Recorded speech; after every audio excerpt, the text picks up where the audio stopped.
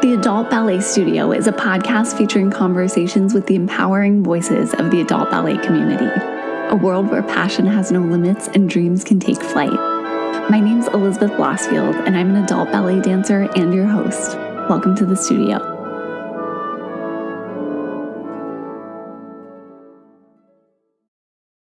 Happy Tuesday, everybody, and welcome back to the Adult Ballet Studio. This is our last podcast episode of 2024. Can you believe it? Thank you so much for sticking with this podcast this year, and I hope you've enjoyed all of these conversations as much as I have. We'll be back in January with more episodes, but in the meantime, we have a great one to end the year. We'll be discussing the Nutcracker just in time for the holiday season. I spoke with Janine Kovac for this episode. She's a retired professional ballerina who's now an award-winning author. Janine enjoyed a 12-year international ballet career, dancing all over the world in places like Iceland and Italy, as well as her hometown in El Paso, Texas. Now as an author and ballet instructor based in Oakland, California, her latest memoir, The Nutcracker Chronicles, a Fairytale Memoir, is her third book and offers a fusion of her personal journey with ballet and stories of one of ballet's most iconic tales, the Nutcracker. We did this interview before the book was published by She Writes Press back in November of this year, but it's available now, so make sure to pick up a copy. Janine's accomplishments extend beyond the stage as well. She's a graduate of UC Berkeley, and she's authored multiple books. Her first memoir, Spinning, Choreography for Coming Home, won a National Indie Excellence Award, and she's been published in outlets such as Salon, Writer's Digest, and Publishers Weekly. In this conversation, we discussed Janine's transition from the demanding world of professional ballet to the equally challenging and sometimes much more solitary world of writing. We talk about how her dance background shapes her creative process today, the parallels and differences between dance and writing, and why she'll always identify as a ballet dancer. We also discuss her experience teaching adults and how amateur adult dancers can find their identity in a ballet studio too. She had so many great things to say, so let's check out our conversation.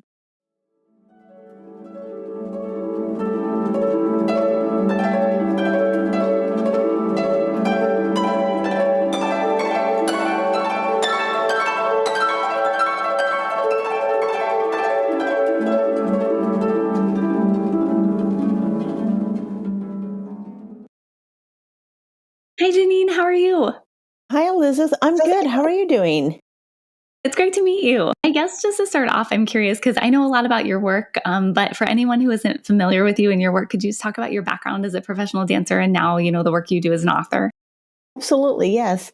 So my name is Janine Kovac, and I started out as Janine Bryan in El Paso, Texas, just taking classes as a little girl. There was a very strong regional ballet company in El Paso. And from there, many of the dancers would go on to summer programs in San Francisco or New York. And that's what I did. So I trained at San Francisco Ballet, and then at Pacific Northwest Ballet in Seattle, and then went on to have a professional career, mostly in Europe, in Iceland, in Italy.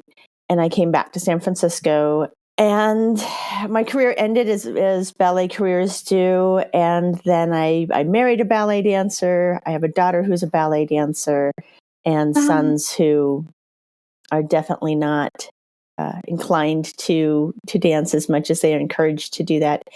And so now I support other people in dancing. And I wrote a book that follows the trajectory of the Nutcracker, but tells my story on stage and backstage through that arc. I can't wait to talk about your book because I think it's such an interesting concept. But I know you've had such an incredible career, traveling all over the world and everything. And I was reading that you were 7 years old when you first saw the Nutcracker, and that's how you decided that you wanted to be a professional dancer. So can you talk about how you felt when you first discovered dance and sort of that moment of deciding you wanted to pursue it professionally? So I was in second grade, and I saw like a flyer at school where they had classes in the cafeteria. And I don't know what compelled me to want to take ballet classes, but I just knew that I had to do this. And my father was in the Army. So at that time we lived on base in North Carolina, but then we moved to El Paso, where I took ballet classes at the Army base because there was a ballet teacher who taught ballet classes on base. Yeah. And so I guess there was an intrinsic, motivation or desire to to dance. But I didn't know that it was performative until I went and saw a ballet. And when I saw that, it was kind of like when you see when two magnets kind of connect, they just kind of like click together. So it was what I wanted to do inside coming out. And then I saw the other side of it, what happens when you perform and other people watch you. And I can only describe it as thinking that it was magic. It just felt like I thought I was looking at something that didn't seem to be real. It seemed to be like it was sitting in the clouds, the stage and the scenery. And I got to go backstage and I was so disappointed because I realized it was not in the clouds. It was just like a warehouse with, it was like a trick, right? You know, it was a brick wall and dirty tissues and sweaty people.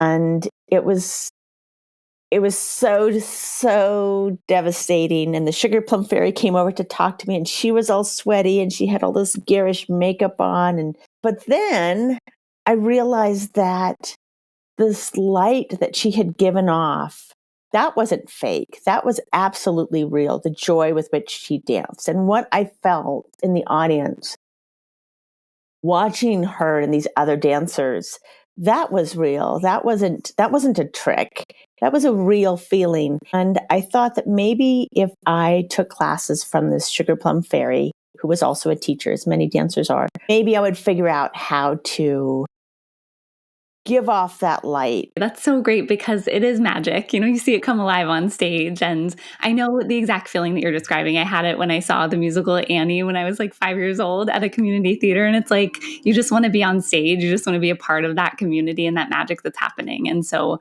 I'm curious what it was about that particular ballet, the Nutcracker, that drew you in, or why do you think it draws so many audiences in? Because it's such an iconic ballet. I think about this all the time because if you're a dancer, you dance a lot of the Nutcracker. And it's a really dumb story. Actually, you know, this little girl gets this toy for Christmas. My daughter said when she was about 8, she was like, you know, if Drosselmeyer wants to give Clara something she wants, he shouldn't give her this creepy old man doll. He should give her an iPhone, you know, like it's this present that's not, it's a creepy old man. Like no little girl wants this creepy old man doll, but she gets a creepy old man doll. And then she has this great victory lap. It's kind of like the story ends after the first act for Clara. You know, she did this great thing. She's got her prince and now she just sits around and watches other people dance. And the story that ends up in the ballet, it is a mystery why we watch this story that doesn't quite hold together, but the music does. The music is so dramatic and it's romantic. There are parts that are romantic and there are parts that are dramatic. And if you didn't know the story of the Nutcracker, you would still hear the battle scene and understand that there was some kind of fight going on. You would still hear the snow scene and feel that this needs to be danced with serenity. And then you would feel this momentum building. You would still hear those variations in the second act and see them as small little dances that were discrete and different from each other. So I think the music brings people in. And because the story is so kind of loose, or people are trying to make sense of this story, there's so many different interpretations. And then that means that the choreographers and directors have the space to create something that's very unique and special to each ballet studio and each ballet company.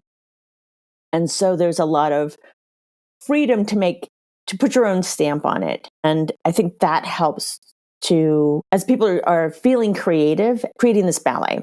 And then as a student and a dancer, it's kind of like being in this conveyor belt. But, you know, if you're a soldier this year, you know that next year you might be a mouse or you might be a flower, or you can see your progression as a performer going through the ballet. And that creates a kind of loyalty maybe, or a performance that gives back to you as you give to it, because you can see what else you might be able to do in it. And there's no other story ballet that's like that. Sleeping Beauty is mostly Sleeping Beauty dancing.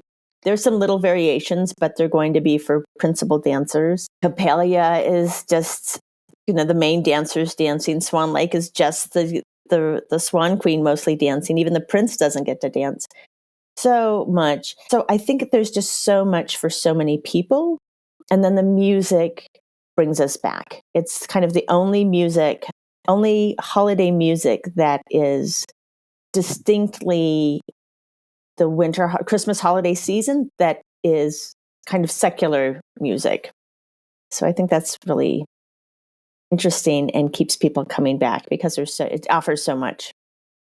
I think you're right. And, at least when you're in the ballet, you're a part of something that's been such a huge tradition for so many ballet schools and companies for so long. And I think you're right with these iconic ballets, especially with the music, there's a nostalgia about it. Even if it's your first time seeing it, you can feel that these have been around for hundreds of years and you're a part of, the evolution, which is Exactly. really cool. And I know you mentioned, so you had a successful career as a professional dancer for many years, and then you sort of transitioned and left that world to focus on your career as an author and on motherhood and building a family. What was that transition like when you decided to leave the stage?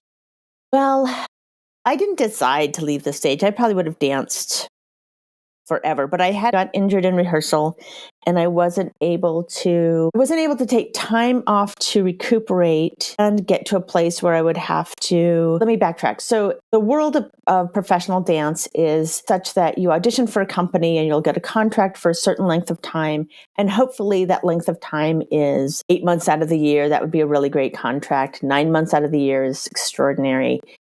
And then you have to do something in the rest of that time to kind of patch together a living so that you can, pay your rent and your food and the things that you need to do. So dancers often go from one city to another when a contract ends or they decide to move to a different city. And if you're in a company that doesn't offer a lot of support outside of your contract and you get injured, you're kind of in no man's land until you get better. And then you have to go to get a job again. You have to go and audition. You need to be in very good physical shape. You need to be able to know where companies might be looking for dancers. So you might have to travel to do these auditions. And it's an investment of time and resources and conditioning. And at the time that I got injured, I was just turning 30, didn't have the time to get better in my injury and then also be at a high level as a dancer to go out and audition. And so I didn't choose to leave the stage. That decision was kind of made for me. And I kind of wandered around. I went to college. I started a family with my husband. I still danced on the side. And the transition from dancer to writer was more of a conscious professional decision, I guess, because I had always written the whole time that I lived in Italy and Iceland. I was always writing down the things that I saw, the situations that we were in, the performances that didn't quite go right, the cultural differences. But I didn't know how to be a professional writer the way I knew how to be a professional dancer. And when my twins were born, I have a daughter and twin boys, I kind of realized that if I didn't take my writing seriously the way I took my dancing seriously, then I would never get to that place of being a professional writer. So I looked at what I had done as a dancer. What did I do as a dancer? I found community. I found mentors. I went to performances. So I tried to map that onto a writer's life. I started working with a literary festival in San Francisco. I started going to readings and just trying to find what the other real writers were doing. And then I just kept doing it. And then I also applied a lot of what I had learned as a dancer. So as a writer, you get lots of rejections. As a dancer, you get lots of rejections. You go and audition. It's not personal. You're looking for a right fit. You do it every day, whether you feel like it or not. You balance that line between feedback that you feel is helpful and what your heart is telling you that is or isn't working in your dancing or your writing. And then you just keep doing it every day. That's so important, that dedication. And I love that you were able to find those parallels to take, what you learned with your career in ballet and apply it to your career as a writer and kind of fill fulfill that creative outlet in that way. And I know that you're an award-winning author now, and your memoir, The Nutcracker Chronicles from She Writes Press, is available in November. So I know you discuss in the book how you blend sort of your personal experiences with the Nutcracker ballet with, your life outside of ballet. So what inspired you to sort of structure the memoir in this way? Well, I've always, you dance the Nutcracker every year, and there's always something that goes really, really wrong that is unexpected to even people who dance 50 shows a year, or companies that, are prepared to support 30, 40 performances a year. There's still some kind of catastrophe that happens that still kind of comes together, or something unexpectedly joyous, or just something weird. And I wanted to draw in all of these really crazy stories that I had experienced. And not all of them made it into the book because they were just kind of like one-off things, like the time that Drosselmeyer never made it to the show, and we had to something happened. There was no Drosselmeyer. And so, and we didn't know until he doesn't show up. And in the choreography, he's supposed to surprise everyone. So we're all looking at stage left. He's supposed to come stage right. And we're supposed to say, oh, but he never comes, and we never do our surprise. And then finally someone's like, okay, we have to keep dancing. There are just so many stories like this.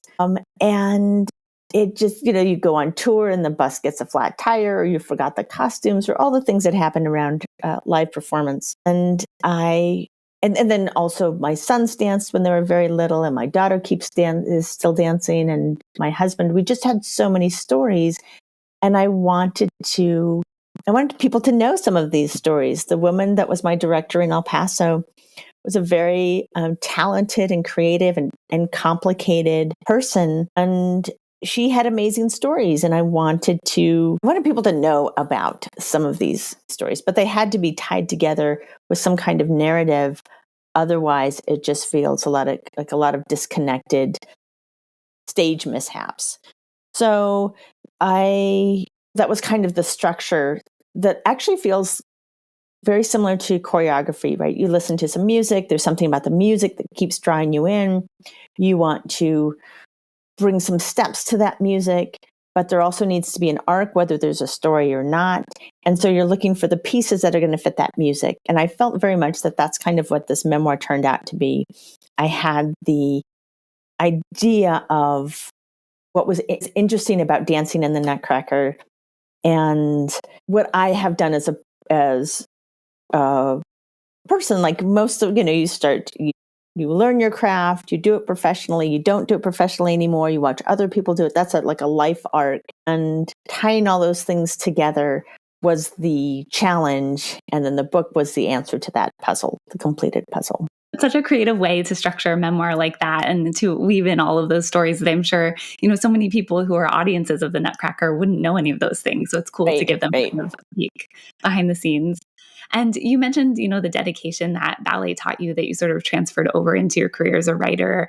I know you've spoken about how being a dancer taught you to show up for your art every day, even when you don't feel like it, and especially when you don't feel like it. Can you talk about how this resilience and commitment that you learned from dance sort of applies to your writing now? Yeah, I think that, the advantage to being a dancer is that you always walk into a support system, right? Whether it's the floor or the bar or the music, or knowing that you're going to walk into the studio and you're going to start with pliés. And you know what these pliés are going to be, because all over the world, they're pretty much the same pliés. You start in first position or second position. Nowhere would you go and do tendus and start to the back. You're always going to start to the front. You're always, maybe one day you have a crazy teacher who's like, let's start with the right hand on the bar. And it blows everybody's mind. But pretty much you just, and so you walk into this format, and you're almost always around other people, and almost maybe you're in a bad mood, but somebody else isn't. And you feel that. Or maybe everyone's in a bad mood because everybody's tired, or who knows what's going on. But you listen to the music, and we're going to do these pliés, and it starts in a certain way.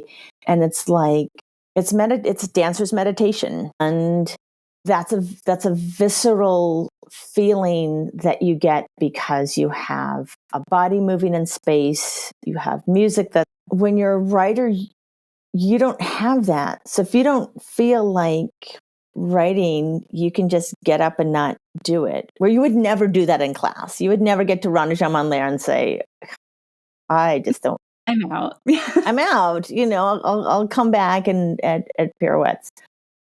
You might do that, but you wouldn't. You might want to do that, but you wouldn't. And so what it means is that as a writer, it's really hard to have those moments where you feel in your body like, oh, this is why I do this. Where you often get that feeling in dancing. Maybe you do Rendezvous Lair and you're like, ugh. You can tell how I'm really not a fan of Rendezvous Lair. But then you get to frappes and you're like, oh, right, yeah. And the music's a little bit jaunty. And so I do feel that with writing when I stick with it. But when I get stuck, I just jump to how would I feel if I were in class right now? I know that good feeling's right around the corner. And sometimes just looking at what I've written and thinking, what would this look like if this were a picture? Or what would this look like if this were a song? Or if this were on stage? What would this look like to me? Does this look like Petit Allegro? Does this look like a solo? Do I need to bring more people in? And sometimes that's what actually needs to happen in a scene. This is really static. That's why I feel stuck, or there's no actual movement in what's going on. So a lot of times my writing life looks like when I'm stuck, I go to a medium that I'm more maybe experienced with or have more a connection to. And I love that you have, you still have ballet that you can, when you need to take a break from writing and get some creative inspiration in a different way, you can go engage with that art form, which is really cool absolutely. To be able to balance the two. And I know we've spoken a lot about the similarities between your ballet and your writing career, but I know you've also spoken about how there are some differences, like writing is a lot more solitary than dancing. You have much more of an artistic community in a dance space where it's a collaborative effort. So with writing, I'm curious how you learned to rely more on your own creative instincts, and did that create any challenges that you had to work through in sort of changing your approach to the creative process? Yeah. Oh, that's a really good question. One of the biggest differences between writing and dancing that I'm still getting used to is the fact that if something's not ready as a writer, you don't put it out in the world yet. You don't submit it yet if it's still a rough draft. And if you're a dancer and someone gets injured, and that's happened to me, that I'm sitting at home and someone has gotten injured or it hasn't shown up, and I get the phone call at home and I have to jump. It happened once. I had to jump in the car, drive to the theater, dance this choreography that I kind of knew, but I'd never rehearsed. And you just go and you just do it. You just have to make it work. Like Drosselmeyer not showing up, and there's no analog experience for that, or parallel experience for that with writing, because it takes so much time to put something into the physical form of a book, and so you don't just like put it out there and it just works out. Not really. Which means that there's a lot of space for perfectionism, or maybe revising something so it gets kind of stilted. And that's something I'm getting used to, because I feel like there is a point where something isn't quite ready, but if you put it it's kind of like the difference between dress rehearsal and opening night. It's almost ready, and if you put it out into the world when it's almost ready to do that, sometimes you get feedback from other people that makes it a better piece or a better book. A lot of what I do as a writer is set deadlines for myself, or put my writing on a calendar, or set goals that for myself, like I need to submit so many times in a month or a year, or usually instead of looking for submissions, I'm looking to rack up rejections, because I'll take more chances if I'm trying to get 50 rejections in a year or 100 rejections in a year. When I was starting out several years ago, I would often write in community. So I would write with other writers. We would pick a place and we would sit down and we would write together. And sometimes we would read our work aloud, and sometimes we wouldn't. And that point was just to sit and write. So that was some of the things that I would do. Now I have an office that I go to, and it's actually just it's ingrained enough as a discipline that I rely on being in community less to get the writing done. I can just sit down and write in my car or write on the subway or write in my office. There's less procrastination than there was before, but you do have to create the structure yourself or it doesn't happen. Yeah, absolutely. And having to show, classes at 10. So you show up at 10 or show up at 9:30, Right. You have to sort of commit to sitting down every day and getting a little bit of writing done if you can. Right. And it's definitely a balance between community and on your own. But that's so interesting to me. I'm a writer as well because, I'm a journalist, do some creative writing. And I've never thought about that concept of, you're always setting goals. Like I want to get, this many pieces published, this year. But that idea of setting a goal for how many rejections you want to get because that that's going to push you to submit and to take chances. I've never thought about it that way, but that's such a fascinating approach. And I think that's something that could benefit, anyone who's creative, whether they're working in ballet or in, the writing industry, because it means that rather than taking rejection and making it this negative thing, you're relying on it to push you forward. Well, exactly. And you're also using it this is what I did, especially when I taught adult ballet students. As I mentioned before we started, that was absolutely hands down my favorite group of people to work with. And it's so much about process. And if you focus on the process, then you do get the product eventually. But if you focus on the shape, you'll never get there because it's like the pinky needs to be here and the shoulder needs to be here and the chin needs to be here. But if you're just feeling regal, everything falls into place, right? So really focusing on process. And as a writer, if I focus on what gets published, well, then first of all, I often move the goalpost, right?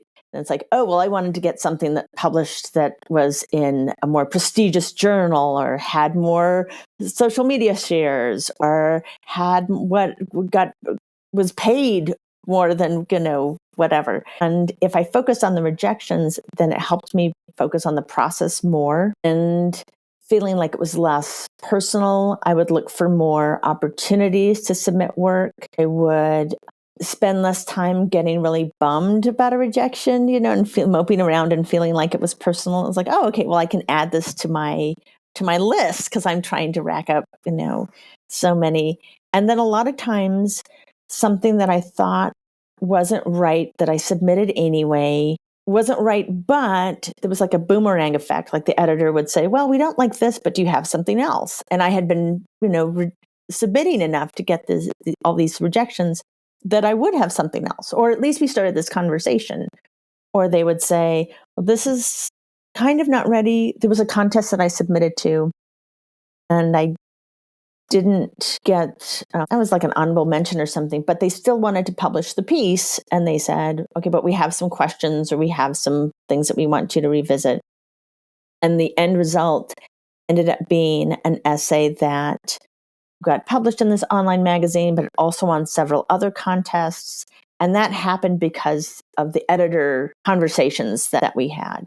And that only happened because I submitted to this contest that I knew wasn't right, but I still had a feeling that it should go and do that. So focus on the rejection really helps me focus on the process of it. Creates a larger body of work than if I'm just trying to hit this target. And I would also just wouldn't take as many chances. You just sort of get in your own head. And I know I love that concept too, because, at least with my own work, if I'm focusing on getting into, a prestigious journal, like you said, or trying to get my work published somewhere, I'm focusing too much on the audience. Like it's good to focus on the audience, but I'm focusing too much on it. And it's kind of destructive to my own creative voice and just letting the process happen. Exactly. So I think that's so interesting. And I could probably talk so much more about this, but we'll move on because I know at the beginning, as you mentioned, we were talking about adult ballet. And I was wondering if you could talk about some of your experiences teaching adult ballet dancers who are a lot of, the audience of this podcast, and what kind of drew you to that population in particular. Well, it was at first it was just a class that was offered to me. So I was injured. I was working during the day. And out of the blue, I think someone needed a substitute teacher. And so it was just by chance. And so I went in and I taught this class, and it was in this beautiful, gorgeous, huge studio in San Francisco. And there were people who were showing up after work. One of the things that drew me in right away was that I could, adults are already coordinated in a way that an 8-year-old isn't, because they know how to drive or they know how to type or they know how to. So there's a level of physical awareness that these group of people already had. It just wasn't, they were just still learning fifth position or rond de jambe, for example. So I could talk about the mechanics of what these steps look like in a working body on a more mature level than I could with 8-year-olds or 9-year-olds, even though we're all still learning, everybody's still learning how to make a beautiful rond de jambe or a frappe or something. So right away that drew me in, because it was just an easier connection for me to make. Like, oh, your right from your left. Certain things. You're not distracted by whatever things 8-year-olds and 9-year-olds are distracted by. That's just not my group I'm just not, that's just not my sweet spot for teaching. So that drew me in right away. And then because everybody was new to ballet, I wasn't competing with people's ideas of how they needed to move. So the older I got, or the more experienced I got as a dancer, the more I could look back on my early training and say, actually, no one should be tucking their pelvis and forcing their turnout. There's a way for a body to stand and be in a first position that's right for their body. No one should have strained knees. No one should be crying. No one should be feeling, these kinds of things. And with dancers who are fresh to ballet, I didn't have to say, your teacher was wrong when she told you to, pull in your stomach and be compact. There's a way for you to look relaxed. So I could just kind of like start on this page one it was just like a fresh start. And then the adult dancers were so enthusiastic. There was just so much joy in the classroom that I had never felt, because you're a lot of times, when you're a professional, you're just taking class to get warm and not get injured. You're reserving your strength because you have rehearsals all day, or maybe you're kind of like nursing a place that might be an injury or whatever. So you're never giving 120% in class because you need to keep some in reserve. And you're just kind of doing it. So many times it felt like, I don't know, the construction worker walking to work with a little lunchbox and hi-ho. Yeah. But for these dancers, these adult dancers, they've been in front of a computer all day. They already did their trudge. And for them, it was just joy. Oh, we get to do pliés. And so it was kind of like I got to look at ballet through their eyes and have a new appreciation of like, wow, we get to do this. We get to come into the center and do glissade over and over. This is amazing. And so watching their joy gave me a new appreciation for what I had done and what I was doing and what we were doing together. And then when I had mentioned we would be part of the recitals at the end of the year, I went to the director. So after I subbed a couple of times, I said, I really like this. So I took over the adult program and went to the director of the school and said, I think we could have, a beginning adult and an intermediate adult in the school recital. And so we did that. And that was even more fun because I could select music that was maybe a little bit more musically challenging than you would give a 10-year-old to listen and perform to, because just, these are adult brains. So we could choose music. I could choose music that had more nuance to it and that everyone, would react to. And there wasn't the same kind of inhibition that I saw with younger students because everyone was there because they wanted to be there. So it was just and they got to choose costumes, and they're all working professionals. So they're like, yeah, I'll shell out $50 for a costume and a tiara. And it was just so much joy around it. It was a lot of fun. I love that answer so much, because we were talking, like you said at the beginning, about our favorite things about adult ballet. And we both mentioned there is, so much joy in a classroom where it's all adult dancers who want to be there. And I think what's so cool is that you gave them performance opportunities as well, which doesn't happen very often in the adult ballet space. And like we were talking about at the beginning, this is my favorite part about teaching too, is you get to now see other people experience that magic that you first saw on stage, which is such a cool sort of transition to have in your career.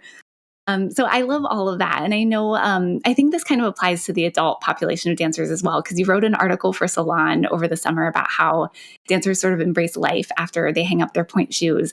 And you mentioned that you knew you'd never go back to dancing after, you started a family and a new career, but you still identify as a ballet dancer. And I was wondering what ultimately sort of led you to that realization that ballet will always be your identity. And for others, maybe adult dancers who are doing it just for fun, who are struggling with their identity as a ballet dancer, how can they get to that place as well? That's a really good question.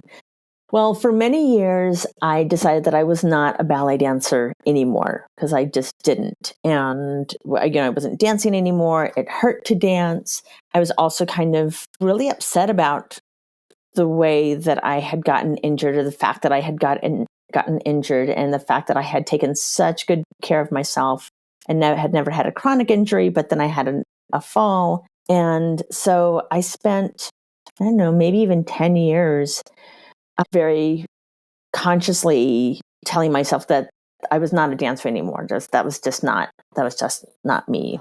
And my husband, who was also a professional ballet dancer, he discovered dance in college and went on to dance in many, many Nutcrackers. He would be like the Nutcracker Prince or the Mouse King or the Sugar Plum Fairy Cavalier. And he would have a day job during the day. And then, because men are always in demand, he would go to different ballet studios in the Bay Area and companies and dance in their Nutcrackers. And so he was always someone who balanced a day job with his dancer identity. And he would always say, once a dancer, always a dancer. We would dance around in the kitchen. Of course, you're still a dancer. You can't say that you're not a dancer. But in my mind, I wasn't a dancer. And then when my daughter, who just came into the world dancing, she's always dancing. Even when she was a little toddler, she would just like sit and shimmy to music and just always dancing. I took her to see Coppelia, which is a ballet that I had danced in Iceland. And I hadn't heard some of the music in so many years. And my heart just kind of like opened. And so when I say 10 years of pretending I wasn't a dancer, I wouldn't go see ballet. I was teaching for some of that time, but I didn't go and watch the Nutcracker. I didn't go to the ballet. I didn't do any of that stuff. And it's actually funny, as I'm recollecting, I'm teaching ballet this whole time, but in my mind, I'm not a dancer. No, which is just, our minds do funny things. So I'm sitting with my daughter, we're watching Coppelia, and I'm remembering how much, again, the joy that I felt on stage, and very similar to when I was little, looking at the sweaty Sugar Plum Fairy and thinking, oh, right, that light is real. That's not fake. I'm remembering, oh, this joy was real. I really loved doing that. And that joy, just because I'm not on stage in point shoes, dancing what I used to be able to dance, doesn't mean I can't still feel that love of movement sitting here, or going through that I carry that with me. I mean, I think we probably all do. I think everybody's a dancer. Everybody's an artist in some way. You either tend to it like a garden, or you forget and it comes out in little and spurts and stuff. So it was going to the ballet with my daughter. It was hearing that music and having those memories. And I think there was also kind of maybe a humility. There's so much of not just dance, but setting a goal and wanting to exceed that goal, and it's never quite enough. And then you feel like you failed. It's kind of like the reframe of the rejection.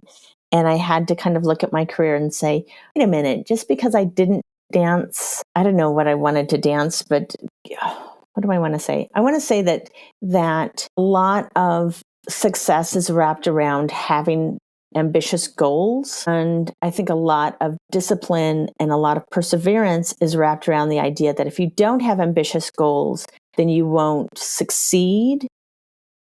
But what that also means is that you keep setting more ambitious goals and you never take the time to enjoy the moment that you're in because it feels like you're not working hard enough.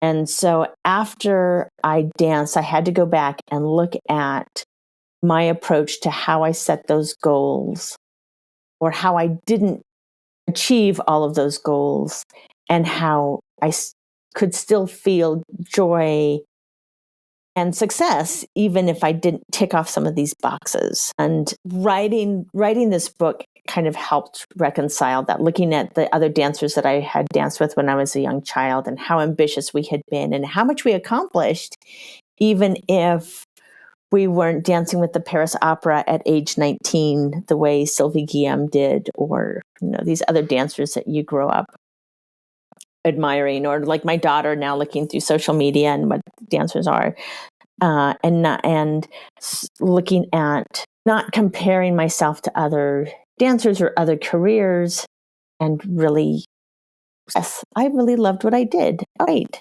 Yes, I am still a dancer because I decide I'm still a dancer. I'm still a dancer because I still enjoy moving to music, and nobody else gets to tell you that you're not a dancer anymore, or you're not whatever someone else thinks.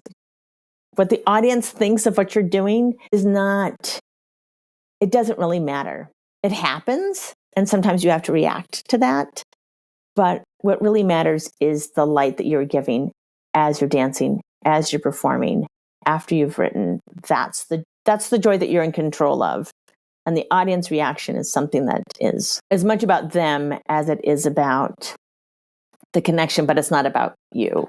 I think that's such an important message because it's such a hard mental struggle for most dancers to get to that place. And what I think is so interesting is that there are so many, when you look at it, there are so many inroads to ballet. And I think because ballet has felt like such a rigid structure, and in some ways, that contributes to it being a beautiful art form, but in other ways it can be so destructive because it feels like if you're not doing this exact thing, dancing on stage, being like this other professional dancer, then you're not a ballet dancer. But in reality, it's what you said, it's teaching, it's enjoying the art form, it's engaging with movement. There are so many ways that you can be a ballet dancer without conforming to that sort of rigid box that we tend to put dancers in. So I love that you were able to find that in your own life. And I hope that for, all dancers engaging with ballet, professional or otherwise. And I know we're running out of time, but your memoir, The Nutcracker Chronicles, is available November 12th. So I was curious what you hope dancers and non-dancers alike take away from this story. It's kind of what I just said in that meandering lesson. One of the things that I learned while writing this was remembering how I was as a young kid loving to dance, how I was as a teenager trying to reconcile, okay, I need to make this shape and my body isn't doing this the way I want it to, and I'm not getting the feedback that I want. And how do I connect to what that spark inside that just wants to dance? And I would want people to read this and dancers to read this and remember, oh yeah, I have that too. That whether it was being on stage or whether it's cooking, or there's inside passion that everyone has, an intrinsic motivation to do something that brings them joy. And then you get feedback about how to do it better. And sometimes people have opinions, and that's competing with that joy that you have. And I feel like when you can come back to the joy part as you're moving through skill and time and feedback and product, but always coming back to the joy of what it means to do that thing that you love, even when it's hard, even when it's not working, even when you need to improve, even when you need to step back for a moment, but still connecting to that joy. Always coming back to joy. I love that message. And I can't wait to read this book. I hope all of our listeners will pick up a copy too. And we have one last section on the podcast. It's called Petite Allegro. It's just some quick sort of fun questions if you're okay with doing that. Absolutely.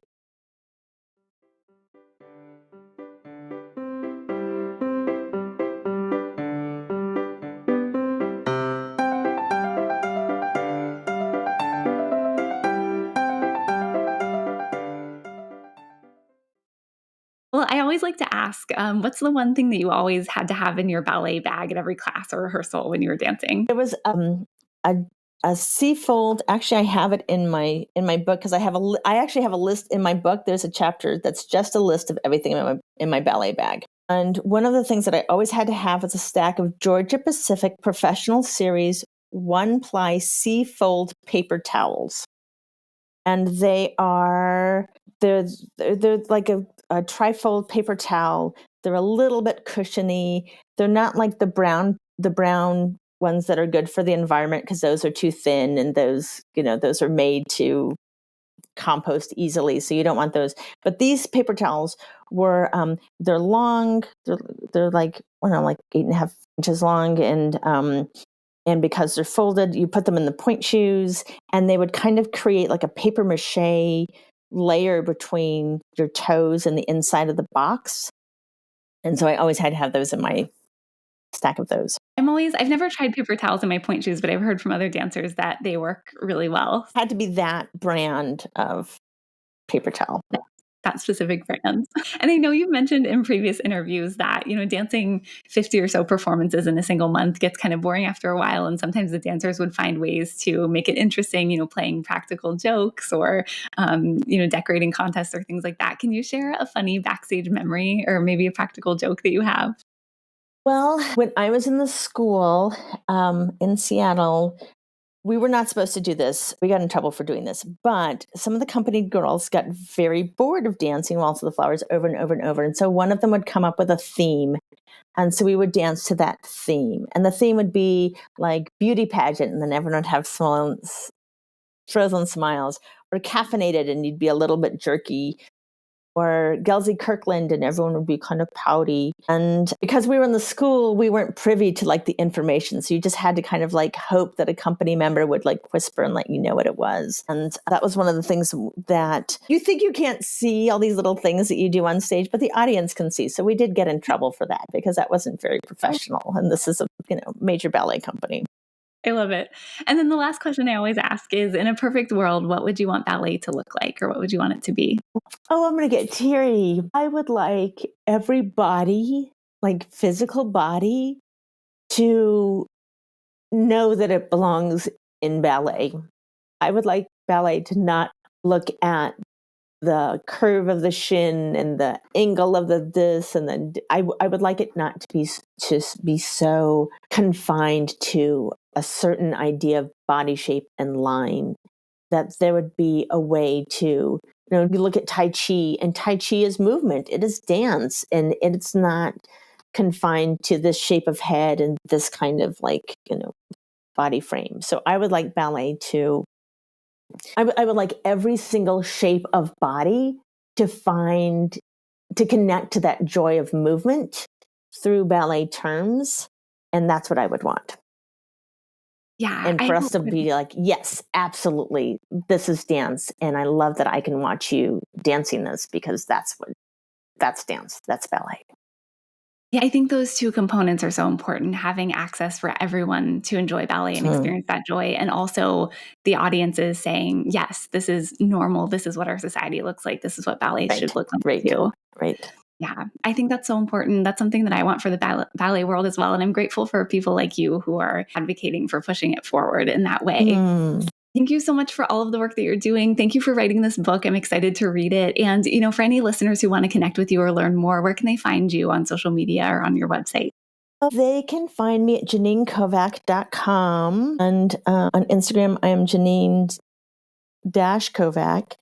And that would be the best way to kind of connect. Or you would just go and you would watch the Nutcracker and feel joy, and we will have some kind of cosmic connection in that way. Yes, I love that. The best answer. We'll link to your social media and also info about your book for any listeners who want to engage with you in any of those forms.